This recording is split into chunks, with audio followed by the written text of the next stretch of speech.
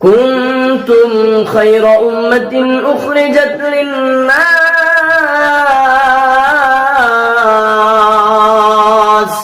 আল্লাহ রাব্বুল আলামিন বলেন, ও দুনিয়ার গোলাম, আমি তোমাদের মধ্য থেকে এমন একটা জাতিকে প্রেরণ করলাম যারা মানুষকে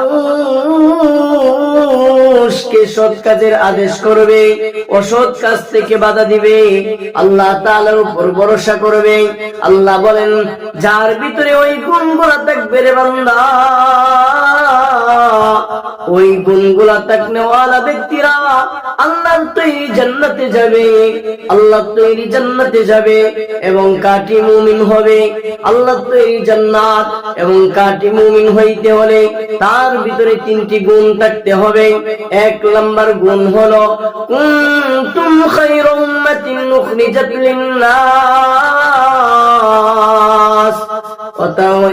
কুনতুম খায়রা উম্মাতিন উখরিজাত লিন-নাস তা'মুরুনা বিল মা'রুফ, তারা সৎ কাজের আদেশ করবে, ওয়া তানহাউনা আনিল মুনকার, এবং অসৎ কাজ থেকে বাধা দিবে, ওয়া তু'মিনুনা বিল্লাহ, এবং আল্লাহ তাআলার উপর বিশ্বাস করবে, ভরসা করবে।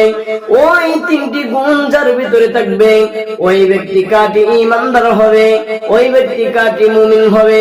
যার ভিতরে এই তিন গুণ থাকবে না, সে কোনদিন কাটি ঈমানওয়ালা হইবে না, কাটি মুমিন হইবে না, কাটি আমলদার হইতে পারবে না।